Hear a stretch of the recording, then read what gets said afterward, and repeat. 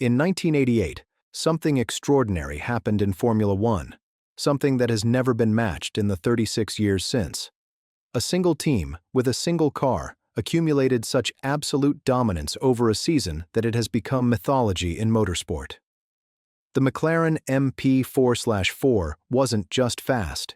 It was a machine that rendered the entire grid obsolete, that turned one racing season into a procession, and that proved, conclusively, that perfection in motorsport is not only possible, it is terrifying. This is the story of black magic on four wheels, the story of Ayrton Senna, Alain Prost, and the car that defined them both. When Ron Dennis and McLaren began developing the MP4/4 in late 1987, Formula One existed in a specific technological moment. The turbo era was dying, but it wasn't dead yet. Regulations had tightened dramatically. Boost pressure had been slashed from 4 bars to just 2.5 bars.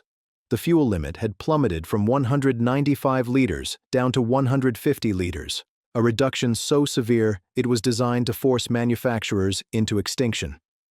Other teams saw apocalypse. Honda saw opportunity. Steve Nichols, the American engineer who would lead the MP4/4's design, inherited a philosophy from John Barnard and Gordon Murray.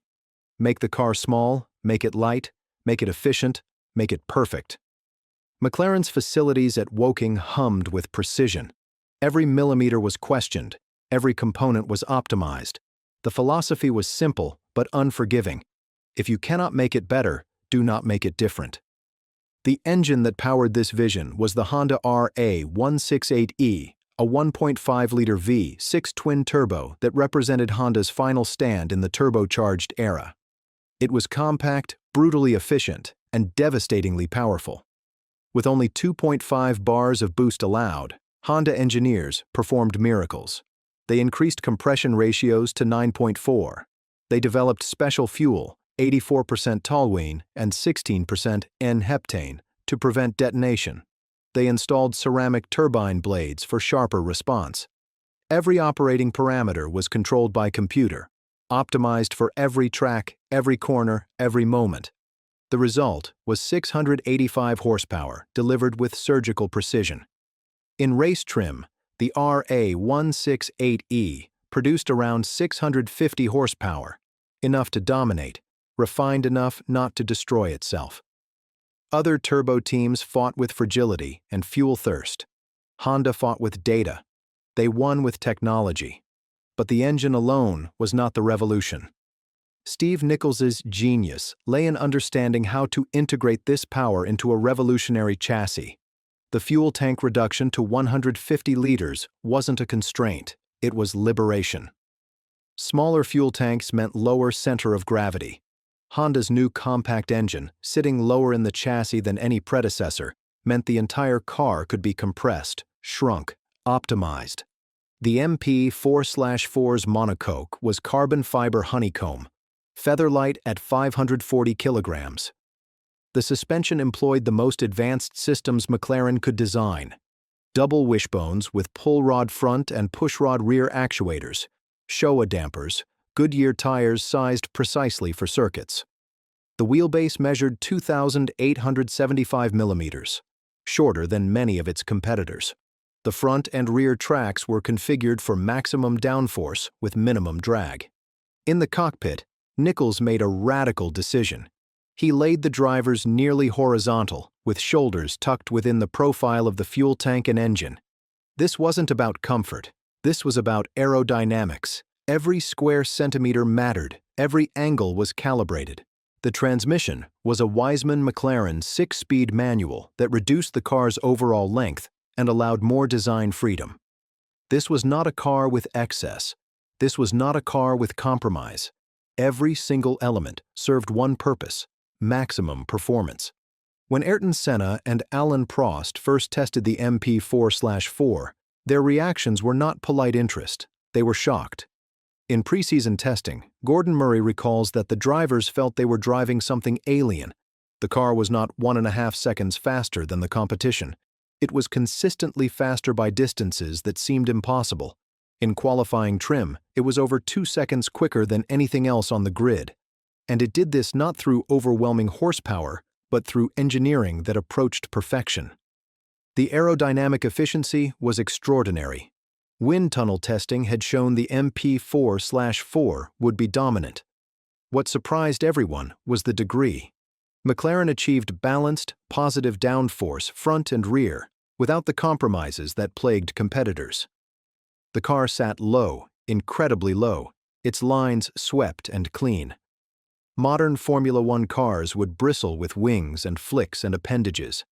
The MP4/4 was almost spare in its elegance. It was fast because it was right. Ayrton Senna had spent 1987 as a Lotus driver, talented but frustrated in an underpowered machine. He had gone through the entire season without a single victory. Alain Prost had spent it as McLaren's established star, the calculating master, 3 times world champion, owner of a brand of intelligence that made him seem to drive in another dimension. When McLaren announced that Senna would join Prost, the paddock collectively held its breath. 2 of the fastest drivers on the planet, in the fastest car on the planet, as teammates. The season began in Brazil. Senna's gear selector broke during the parade lap. He climbed into the spare car but was later disqualified for changing vehicles, a technicality, but a legal one. Prost won. It was not the dramatic statement of intent that Senna would have preferred, but it was a statement nonetheless. The McLaren was superior. Everyone knew it now. Senna's early races were demonstrations. In San Marino, he qualified 1.4 seconds faster than Prost and nearly 3 seconds quicker than Gerhard Berger's Ferrari, the best Ferrari on the grid. During the race, both McLarens lapped the field. Not the backmarkers, the entire field. Both drivers were faster in the race than Nelson Piquet had been in qualifying. The margin of superiority was not incremental, it was epical. What emerged over the early races was that Senna and Prost drove the MP4/4 in fundamentally different ways, yet the car accommodated both approaches flawlessly. Prost was the metronomic racer, smooth and calculated, extracting perfection through precision. Senna was the attacker, the driver who broke later, accelerated earlier, danced on the limit with supernatural confidence. The car was stable enough for Prost's precision. It was responsive enough for Senna's aggression. It was the perfect machine for both philosophies of speed. In these early races, their relationship remained cordial. They were competitive, certainly, but not yet at war. Prost won in Brazil. Senna dominated San Marino. They traded victories like partners, not rivals. At Monza in 1989 and beyond, their relationship would calcify into something darker, more dangerous.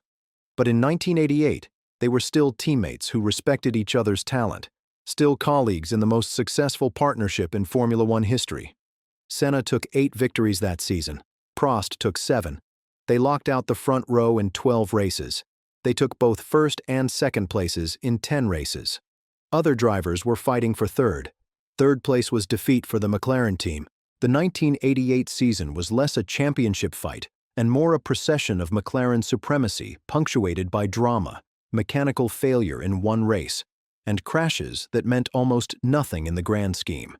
Senna and Prost weren't racing the field. The field was irrelevant. They were racing each other within a car so superior that even that internal battle seemed secondary to the broader narrative of domination.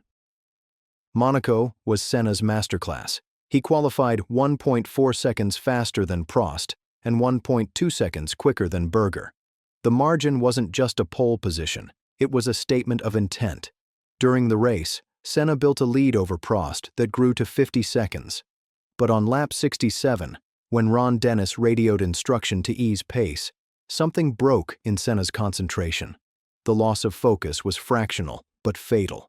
He crashed at Portier, bending the suspension and ending his race. He was so devastated that he returned to his apartment and did not contact the team again until nightfall. It was the only non-mechanical retirement he would suffer all season. Imola in Italy was perhaps the most telling demonstration of the MP4/4's superiority. Both McLarens qualified in the 1:27 seconds, Senna by 0.7 seconds faster than Prost. No other driver could break 1:30. Nelson Piquet in the Lotus, itself a competitive machine, was over 2 seconds slower. During the race, both McLarens lapped the entire field, including Piquet. They finished with Senna first and Prost second, with their fastest laps being 1.5 seconds faster than Berger's Ferrari. Piquet's race lap was nearly 3 seconds slower than Prost's fastest lap. The drivers of the McLarens had transcended normal racing and were operating in a different realm entirely. Hungary saw a thrilling battle between the teammates when Senna and Prost fought wheel-to-wheel for most of the race. Senna's aggressive dive-bombing at the end of straights repeatedly put him past his teammate. Prost's superior racecraft would sometimes find ways back. In the end, Senna prevailed by half a second. They had just engaged in one of the best races of the season, and they had finished a minute ahead of the third-place driver. Monza came as a shock. For the only time in 1988, the McLaren team did not win. Gerhard Berger, in the Ferrari, claimed an emotional victory on Ferrari's home track 4 weeks after Enzo Ferrari's death. The circumstances were tragic and complicated. Prost had suffered an engine misfire early in the race and retired with the only mechanical failure a McLaren would suffer all season. Senna, leading comfortably with 2 laps remaining, was lapping Jean-Louis Schlesser's Williams, a driver on his first and only Formula One start. When Schlesser locked his brakes and careened toward the gravel, Senna took his normal racing line. The Williams regained traction and struck Senna's rear suspension, ending the McLaren's race. Some blamed Schlesser for the recklessness. Others blamed Senna for not giving allowance. In the end, it only served to emphasize how dominant the MP4/4 was. It took 2 mechanical failures and a crash to prevent a McLaren victory. By the Portuguese Grand Prix in late September, tensions between Senna and Prost had begun to surface. The championship fight was tightening. Under the scoring rules of 1988, only a driver's best 11 scores counted. This meant that drivers with high attrition could still compete. Senna had won more races, but his retirements meant Prost's consistency was paying dividends. At Estoril, Portugal, the conflict came to a head. An agreement had existed between them. The driver who led into the first corner would win the race. Prost led into turn 1. Senna, using aggressive driving and the raw pace of the MP4/4, passed his teammate and took the victory. Prost was furious. He felt the agreement had been violated. The relationship, which had been workmanlike, became strained. In Spain at Jerez, Prost won again, putting pressure on his teammate. Senna responded by winning in Japan, at Suzuka, in mixed conditions where he could exercise his exceptional wet weather skills. With that victory, Senna clinched his first world championship. He had taken 8 wins to Prost's 7. Despite Prost having scored more overall points, the best 11 scoring system meant Senna's 8 victories secured him the title. The season concluded in Australia with a final victory for Prost, emphasizing his consistency. Senna had won the championship, but Prost had not lost it. He had finished only 3 points behind, despite being teammates in a car where superiority was so complete that multiple victories seemed like the only outcome. The 1988 McLaren MP4/4 won 15 of 16 races. This remains the highest percentage win rate in a single season of Formula One, 93.75%. The car claimed 15 pole positions from 16 races. It led 97.3% of all laps driven in the championship. McLaren amassed 199 points in the Constructors' Championship, more than 3 times the points of their nearest rival, Ferrari, who scored 65. These numbers don't merely represent success. They represent a gulf of superiority, rarely seen in competitive sport. In tennis, the greatest players win perhaps 70% of their matches. In golf, even the most dominant seasons see victory ratios around 30%. In Formula One, where thousands of engineers and millions of dollars pursue optimization, a single team winning over 90% of races indicates not incremental advantage, but categorical superiority. The MP4/4's dominance stood as a record until Mercedes matched it in 2016, 15 victories from 21 races over a longer season. But no car has ever exceeded 15 wins in a single season, and rule changes designed to promote competition make such records increasingly unlikely. For McLaren, the MP4/4 became a benchmark against which all subsequent cars were measured. Even the legendary successor, the MP4/5 and MP4/5B, which would bring another 2 Drivers' Championships and 2 Constructors' Championships across the 1989 and 1990 seasons, were viewed by some McLaren personnel as technically inferior to the MP4/4 test mule. Steve Nichols, Matthew Jeffries, and Neil Trundle all believed the original MP4/4 was the more sophisticated machine. Senna took the 1989 and 1990 championships in the MP4/5 and MP4/5B, but his first championship, secured in the MP4/4 against the equal talent of Alain Prost, remains the one most associated with perfection. He would win 3 world titles. None came with the level of car superiority that 1988 offered. That only made that first championship more meaningful to him. The McLaren MP4/4 was not the first dominant car in Formula One history. Lotus, Ferrari, Williams, and Benetton have all produced machines of exceptional superiority. But the MP4/4 was different because it represented not technological accident, but technological intent. Steve Nichols and Gordon Murray and Ron Dennis had looked at the regulations of 1988, had identified the constraints, and had chosen to exploit them with a clarity of vision that bordered on artistic. The reduced fuel capacity wasn't a burden to be managed. It was an opportunity to redesign the entire car around a lower center of gravity. The reduced turbo boost wasn't a limitation, but a challenge to build more efficient combustion systems. The regulations that other teams saw as apocalypse, McLaren saw as possibility. And Senna and Prost, those 2 complex, competitive, brilliant men, had not just been placed in a fast car. They had been given a machine that responded perfectly to their different approaches to speed. Prost's methodical perfection and Senna's aggressive genius were both optimized by the MP4/4's benign handling and responsive nature. What emerged was something rare in motorsport: perfect alignment, perfect regulation interpretation, perfect engineering, perfect drivers, perfect timing. The confluence of these elements appears once every generation, if at all. The MP4/4 represented that confluence. The car's technical innovations, its ultra-low center of gravity, its semi-automatic transmission, its active suspension systems, would influence Formula One design for decades. Modern F1 cars prioritize concepts that Nichols and Murray and the McLaren team pioneered in 1988. The obsession with lowering the center of gravity, the drive for aerodynamic efficiency without adding weight, the integration of engine and chassis as a single system rather than separate components.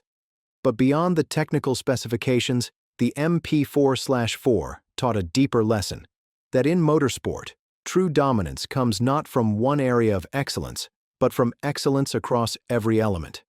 The engine had to be perfect. The chassis had to be perfect. The aerodynamics had to be perfect. The reliability had to be perfect. The drivers had to be perfect. Perfection in any single area could be overcome if other areas were weak. Only when everything aligned could a car dominate so completely that it transcended the normal bounds of motorsport competition. The term black magic emerged from observers trying to explain the MP4/4's superiority. In 1988, other teams would speak of it with a mixture of admiration and despair. How was it so fast? What was the secret? No single innovation explained it. No single advantage could be identified and countered. It was the synthesis, the harmonious integration of power, design, and human skill. Ayrton Senna spoke in later years of a state he reached in the MP4/4 where he felt he was driving by instinct, operating in another dimension. He described laps where his consciousness seemed to separate from his body, where the car and driver became one instrument of acceleration and precision. This is the language of transcendence, not merely competitive advantage. Modern neuroscience suggests that elite performers reach states of optimal consciousness, flow states, where conscious thought surrenders to subconscious mastery. Senna may have been describing exactly that. The MP4/4 was so refined, so responsive, so perfectly matched to a driver of his ability that it could enable that state more completely than any other machine he drove. But magic, of course, is not real. The MP4/4's dominance was built on the mathematics of aerodynamic efficiency, the thermodynamics of combustion optimization, the mechanical precision of engineering excellence, and the psychological intensity of two drivers operating at the peak of human performance. What made it seem like magic was that it appeared to violate the normal laws of motorsport competition. In racing, innovation is quickly copied. Dominance is temporary. But in 1988, the MP4/4's superiority seemed to persist and deepen as the season progressed. Competitors weren't closing the gap. The gap was widening.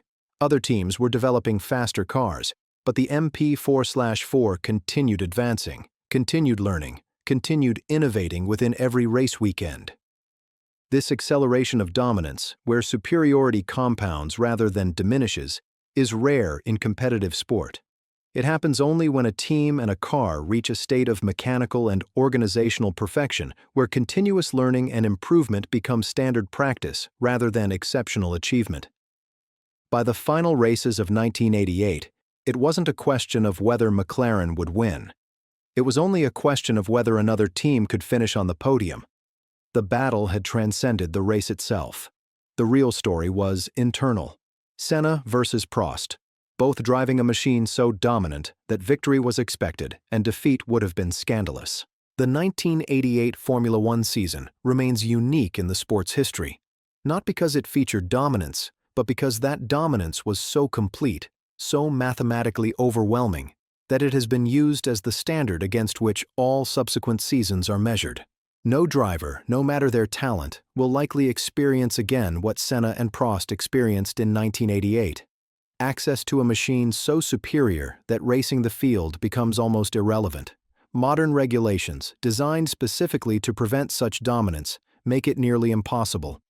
Budget caps, standardized components, and aerodynamic restrictions have been implemented to ensure competition remains close.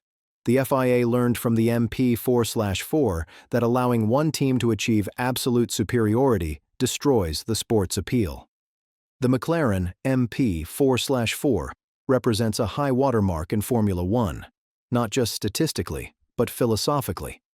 It proved that perfection in motorsport is achievable, that the integration of technology, engineering excellence, and human genius can produce something that transcends mere competitive advantage. It proved that when everything aligns, when the regulations, the engineering, the drivers, and the timing all converge, a single car can dominate an entire sport. 36 years later, the MP4/4 remains the machine by which all others are measured. In the history of motorsport, only a handful of machines have achieved such status: the Lotus 25, the Lotus 72, the Ferrari F40. The McLaren MP4/4 deserves to stand among them, not just as a fast car, but as a symphony of technical achievement and human performance that may never be replicated. In the end, the black magic of the MP4/4 was no magic at all. It was engineering excellence, driver talent, organizational discipline, and the rare alignment of all elements necessary for perfection. It was 1988 Formula One, distilled to its purest essence.